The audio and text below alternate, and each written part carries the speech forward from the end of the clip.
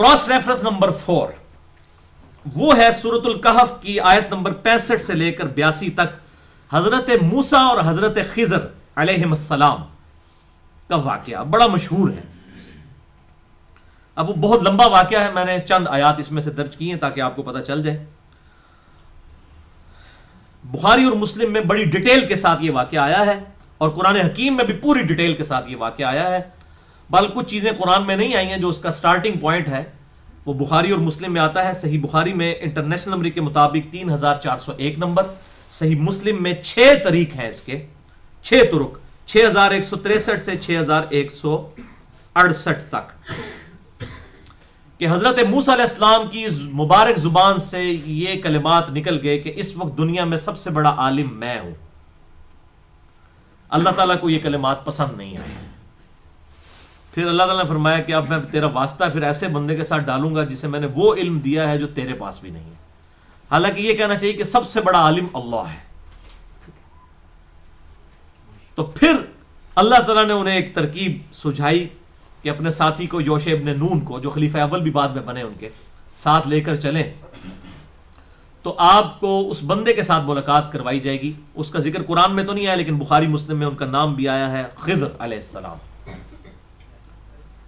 खिज़र अरबी में कहते हैं सब्जे को, ग्रीनरी को, इसलिए गुंबद खजरा भी बोला जाता है क्योंकि उसका ग्रीन कलर है, सब्ज रंग है।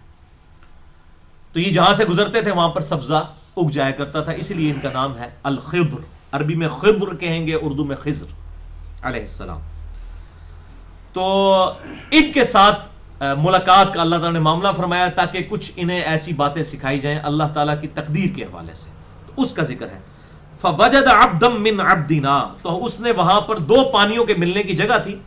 वो कुरान में जिक्र आता है डिटेल के साथ कि वहां पर उनके पास एक मछली थी अपनी जो साथ लेके चल रहे थे। उनके खादम ने उठाया हुआ था वो बर्तन, वो मछली जिंदा होके उस बर्तन में से निकल के दोबारा पानी में चली गई। बाद में जाके उसको खादम को याद आया जब उन्होंने खाने के लिए कुछ चीज मांगी हजरत मूसा अलैहिस्सलाम ने, उन्होंने कहा जी वहां से तो मछली आपकी गायब हो गई थी, शैतान ने मुझे भुला दिया। फिर वापस पहुंचे तो वहां पर 2 दरियाओं के मिलने की जगह पर वहां पर हजरत खिज़र अलैहिस्सलाम से उनकी मुलाकात हुई। फवजद अब्दम मिन अब्दिना, तो उन्होंने वहां पाया एक बंदे को हमारे बंदों में से। और बुखारी मुस्लिम में आगे अल्फाज हैं कि उस शख्स ने कहा कि ए मूसा अलैहिस्सलाम, अल्लाह ने कुछ उलूम मुझे ऐसे सिखाए हैं जो आपको नहीं सिखाए और कुछ चीजें आपको ऐसी सिखाई हैं जो मुझे नहीं सिखाई हैं। तो मूसा अलैहिस्सलाम की अपनी फौकियत थी और उसको अल्लाह ताला ने लाता। वो कोई वली नहीं था, नाउज़ुबिल्लाह, ये तो अकीदा ही गुमराह कुन है। पूरी उम्मत में किसी का ये अकीदा नहीं है कि नबी कभी किसी गैर नबी से इल्म हासिल करेगा। नबी को नबी ही सिखाता है। हजरत जिब्रील अलैहिस्सलाम ने हमारे महबूब सल्लल्लाहु अलैहि वसल्लम को अल्लाह ताला की वही के जरिए पढ़ाया, नमाज का तरीका सिखाया, ये सारी चीजें बुखारी मुस्लिम में जो आती हैं। तो वो पैगंबर थे, वो फरिश्तों के पैगंबर हैं हजरत जिब्रील अलैहिस्सलाम, आप फरिश्ते नहीं हैं, फरिश्तों के पैगंबर हैं। तो ये भी खिज़र अलैहिस्सलाम भी कोई अल्लाह के पैगंबर ही हो सकते हैं, वली नहीं हो सकते। जो डॉक्टर ताहिर कादरी साहब जो हैं वो धोखा देते हैं पब्लिक को, जी वली के पास जाओ, ये यानी कि वो वली को बयान करते करते नबी की तौहीन कर रहे हैं कि नबी ने वली से सीखना है। नबी तो खुद अफजल होता है, तो नबी को नबी सिखाता है। तो वो कोई पैगंबर थे और मैंने इस पे पूरा लेक्चर भी रिकॉर्ड करवा दिया, मसला नंबर 13 के नाम से, हयात खिज़र के ऊपर। उसमें मैंने ये भी साबित किया है कि वो नबी नहीं, नबी थे, वली नहीं थे, और वो जिंदा भी नहीं है, वो फौत हो चुके हैं। ये जो सूफिया ने जो कुछ इस हवाले से झूठी बातें मशहूर की हुई हैं, मैंने उसका रद्द मसला नंबर 13 ahlesunnatpaq.com पे रिकॉर्डेड अल्हम्दुलिल्लाह मौजूद है। और फिर मैंने बताया कि इनको जो खिज़र मिलता है वो असल में खिज़र नहीं है, वो शैतान है जो खिज़र की शक्ल में इन्हें मिलता है और इनको शैतानियां पढ़ाता है। खिज़र अलैहिस्सलाम जो है वो तो फौत हो चुके हैं और मैंने कुरान और सुन्नत से उसके दलाइल दिए अल्हम्दुलिल्लाह। फवजद अब्दम मिन अब्दिना, तो वहां उसने पाया हमारे बंदों में से, उन्होंने पाया एक बंदे को, आतैनाहु रहमतम मिन इंदिना, जिसे हमने अपने पास से रहमत अता फरमाई थी, वअल्लमनाहु मिन लदुन्ना इल्मा, और हमने अपनी तरफ से खास इल्म उसे सिखा दिया था। मिन लदुन्ना, ये वही लफ्ज है, इल्म लदुन्नी, जो ये कहते हैं ना सूफिया के पास इल्म लदुन्नी होता है। इल्म लदुन्नी पे भी मैंने एक लेक्चर दे दिया है, मसला नंबर 55A, इल्म लदुन्नी और सूफिया और राफजियों के अकायद का तहकीकी जायजा। उसमें मैंने बता दिया कि किताब और सुन्नत के पैरेलल कोई इल्म नहीं है, यही इल्म है किताब और सुन्नत, जो कि अल्लाह ताला ने अपने महबूब सल्लल्लाहु अलैहि वसल्लम के जरिए पूरी उम्मत को अता फरमाया है, मसला नंबर 55A। تصوف کا پورا جو ایک گراؤنڈ کھڑی ہوئی ہے اس کا میں نے پورے کا پورا پوسٹ مارٹم کر کے رکھ دیا کتاب و سنت کی روشنی میں الحمدللہ. قال له موسیٰ،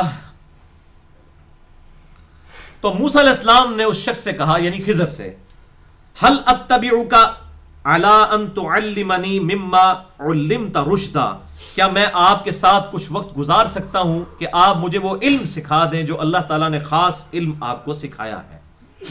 قال انک لن تستطیع معی صبرا، تو انہوں نے کہا کہ آپ میرے ساتھ صبر نہیں کر سکیں گے. میں آپ کو علم ضرور سکھا دیتا ہوں لیکن آپ میرے ساتھ چلیں گے تو آپ میرے ساتھ صبر نہیں کر سکیں گے. اور وہ پھر آگے ڈیٹیل آتی ہے کہ وہ حضرت موسیٰ علیہ السلام کو ساتھ لے کر چلے.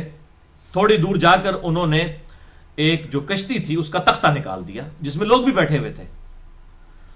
تو حضرت موسیٰ علیہ السلام نے کہا کہ یہ کیا کرنے لگے ہو تم، ایک تو بندے کی کشتی جو ہے وہ توڑ دی اور دوسرا جو ہے سب کو ڈبونے لگے تھے. تو حضرت خضر نے کہا میں نے آپ سے کہا تھا کہ آپ صبر نہیں کر سکیں گے. تو پھر حضرت موسیٰ علیہ السلام نے کہا ٹھیک ہے خاموشی میں اختیار کرتا ہوں. پھر وہ آگے چلے، آگے چل کر انہوں نے ایک بچہ جو کھیل رہا تھا اس کی گردن مروڑ دی، اس کو قتل کر دیا.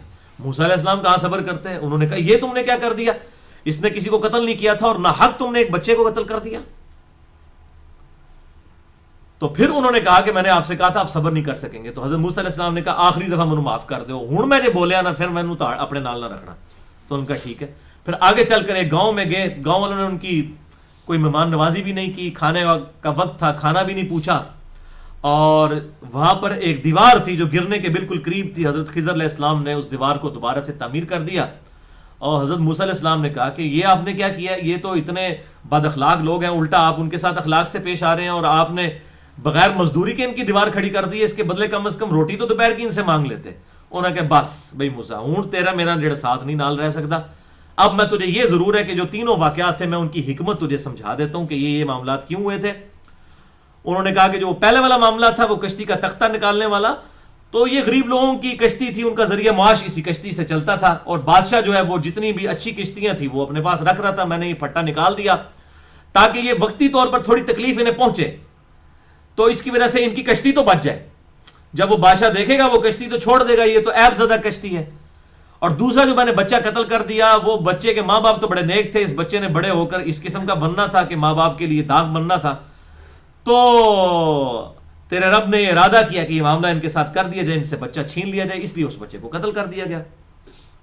اور تیسرا وہ جو دیوار تھی وہ یتیم بچوں کی کے باپ نے اس دیوار کے نیچے ان کے لیے جو ہے وہ خزانہ دفن کیا ہوا تھا. اگر دیوار گر جاتی خزانہ ایکسپوز ہو جاتا تو یہ غریبوں کا مال جو ہے یہ باقی لوگ ہتھیا لیتے. اس قسم کے بد اخلاق لوگ جنہوں نے روٹی بھی نہیں پوچھی انہوں نے یتیموں کا مال کدھر چھوڑنا تھا. تو میں نے ارادہ کیا کہ ان کے جوان ہونے تک یہ اس کے نیچے دیوار کے نیچے ان کا خزانہ جو ہے وہ چھپا رہے. جب یہ بڑے ہوں گے تو اللہ تعالیٰ ان کے لیے وہ چیز ظاہر فرما دے گا. اور پھر اینڈ پہ انہوں نے ایک بات کی جو یہاں پر لکھی ہوئی ہے، وَمَا فَعَلْتُهُ عَنْ أَمْرِ رَبِّي عَنْ أَمْرِ، یہ جو کچھ میں نے کیا یہ میں نے اپنی مرضی سے نہیں کیا. ذَلِكَ تَأْوِيلُ مَا لَمْ تَسْتِعْ عَلَيْهِ صَبْرًا، یہ وہ چیزیں ہیں، یہ ہے حقیقت ان باتوں کی جس پر تم صبر نہ کر سکے، یہ میں نے اپنی مرضی سے نہیں کیا. اور اسی میں ایک آیت تھی جو سکپ ہو گئی ہوئی ہے، اس میں الفاظ ہیں فَأَرَادَ رَبُّكَ، تیرے رب نے ارادہ کیا کہ یہ سب کچھ کیا جائے، میرے ذریعے سے اس نے کروایا. اب مجھے بتائیے اگر کوئی شخص کہے کہ یہ ارادہ تیرے رب کا تھا اور اس نے مجھے حکم دیا اور یہ میں نے کام اپنی مرضی سے نہیں کیا، اس کے کہنے پہ کیا ہے، وہ کون ہوتا ہے؟ پیغمبر. کوئی ولی یہ دعویٰ کر سکتا ہے؟ ہاں غلام احمد قادیانی دجال کر سکتا ہے، یا اس کے علاوہ صوفیاء دجال کر سکتے ہیں، باقی تو کوئی یہ دعویٰ نہیں کر سکتا کہ اس کے اوپر وہی نازل ہوئی ہے. تو یہ بہت کلیئر کٹ ثبوت ہے کہ وہ پیغمبر تھا. اس نے اپنی مرضی سے یہ نہیں کیا بلکہ کہا کہ میرے رب نے مجھے حکم دیا. اور بیسیکلی آپ اس کی حکمت بھی سمجھیں، یہ بیسیکلی اللہ تعالیٰ نے مسئلہ تقدیر سمجھایا ہے کہ بظاہر انسان کے سامنے کچھ چیزیں نقصان دہ ہوتی ہیں لیکن ان کے اندر اللہ تعالیٰ کی طرف سے خیر چھپا ہوتا ہے. اب کشتی کا ایک پھٹا ٹوٹ جانا یہ بڑا آزمائش والا معاملہ، یا پوری کشتی کو یہ ہتھیال ہے کسی کی. اسی طریقے سے اگر کسی کی اللہ نے جوان اولاد لے لی ہے یا بچہ کو بچپن میں فوت ہو گیا ہے تو وہ یہ سوچ لے کہ ہو سکتا ہے اس نے بڑے ہو کر میرے لیے مصیبت بننا، اور اس وقت پھر میں ہی کہہ رہا ہوتا ہے یا اللہ اس نے تو چنگے اولاد چوکی لے میری. اس طرح بھی ہو سکتا ہے. اور واسف علی واسف صاحب نے لکھا ہے کہ میں نے ایک جگہ مسجد میں دیکھا کہ ایک بندہ یہ دعا کر رہا تھا، اللہ جو 25 سال پہلے میں نے تجھ سے دعا کی تھی وہ واپس لے لے. تو کہتے ہیں وہ فارغ ہوا تو میں نے کہا کیا دعا کی تھی؟ اس نے کہا میں نے بڑا رو کے اللہ سے ایک بیٹا مانگا تھا، لیکن وہی میرے گاٹے فٹ ہو گیا ہوں. ظاہر ہے کہ پوڈری چرسی بچہ بن جائے تو میں کہہ رہا ہوں یا اللہ انہوں واپس ہی لے لے. تو 25 سال بعد جب واپس کرانا ہے تو بچپن میں اگر اللہ تعالیٰ اس قسم کا کسی کے ساتھ معاملہ کر دیتا ہے تو یہ مسئلہ تقدیر سمجھایا جا رہا تھا بیسیکلی کہ بظاہر جن چیزوں میں آپ کو شر نظر آ رہا ہوتا ہے اس میں خیر چھپا ہوتا ہے، اور بسا اوقات کسی چیز میں خیر نظر آ رہا ہوتا ہے اس میں شر چھپا ہوا ہوتا ہے. اور اسی کا ذکر اللہ تعالیٰ نے فرما دیا ہے سورہ البقرہ کی آیت نمبر 216 کے اندر. کتب علیکم القتال، اللہ تعالیٰ نے تم پر قتال جو ہے یہ فرض کیا ہے.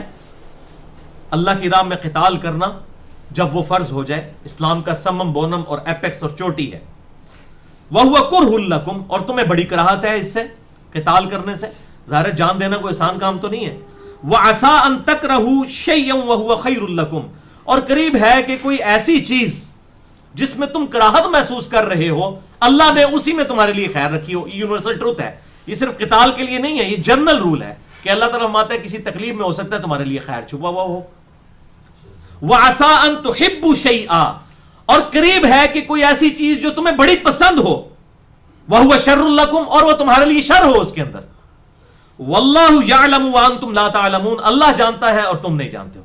اللہ تعالیٰ تو ظاہر آنے والے وقت کو بھی جانتا ہے، اس کو پتا ہے کہ معاملات کیا ہونے والے ہیں. لہٰذا اگر بظاہر کوئی ایسا معاملہ ہو بھی جائے تو اس کے اوپر صبر کرنا چاہیے. اللہ تعالیٰ جانتا ہے اور تم نہیں جانتے. بعض اوقات انسان کسی چیز میں خیر سمجھ رہا ہوتا ہے اس میں شر ہوتا ہے، اور بعض اوقات کسی چیز میں شر سمجھ رہا ہوتا ہے اس میں خیر پوشیدہ ہوتا ہے. تو یہ بالکل کلیئر ہو گیا کہ حضرت خضر علیہ السلام نے جو کچھ کیا وہ پیغمبر تھے، یہ کوئی کسی وہ بزرگ کی کوئی کرامت نہیں ہے. اور اسی لیے آپ دیکھیں آج کل آپ ٹی وی پہ بھی خبریں سنتے ہیں کہ کسی پیر کے کہنے پہ کسی نے اپنے بچے کی گردن مروڑ دی، زندہ بچے کو دفنا دیا. اس قسم کی ٹی وی پہ خبریں آتی ہیں اور وہ پلی جو ہے اس واقعے سے لیتے ہیں. او بھائی میرے، یہ تو آپ سمجھ لیں خضر علیہ السلام جو کچھ کر رہے تھے یہ تکوینی امور تھے. جیسا کہ حضرت جو ملک الموت علیہ السلام ہے جن کا ذکر تورات میں اور تفسیر تبری میں بھی ملتا ہے، اسرائیل جن کا نام ہے، ان کو اللہ تعالیٰ نے لوگوں کی روح نکالنے کے اوپر جو ہے وہ مقرر کیا ہوا ہے. اب یہ تو نہیں کہ کوئی شخص جو ہے ان کے بیہاف پہ کوئی اور کام کرنا شروع کر دے. اسی لیے پھر قرآن حکیم میں کہا گیا کہ قتل کا قصاص پھر لیا جائے گا، قتل کرنے والے کے بدلے قاتل کو قتل کیا جائے گا یا اس کی پھر دیت لی جائے گی یا اگر کوئی معاف کر دے. لیکن قرآن حکیم میں اسٹرانگلی آیا کہ قصاص کا جو معاملہ ہے قصاص ہی لینا چاہیے. دیت کو قرآن حکیم نے کوئی انکریج نہیں کیا، ورنہ اس سے فتنہ کھڑا ہو جائے گا. قتل کے بدلے قتل ہی کیا جائے تاکہ زمین سے فتنہ و فساد ختم ہو.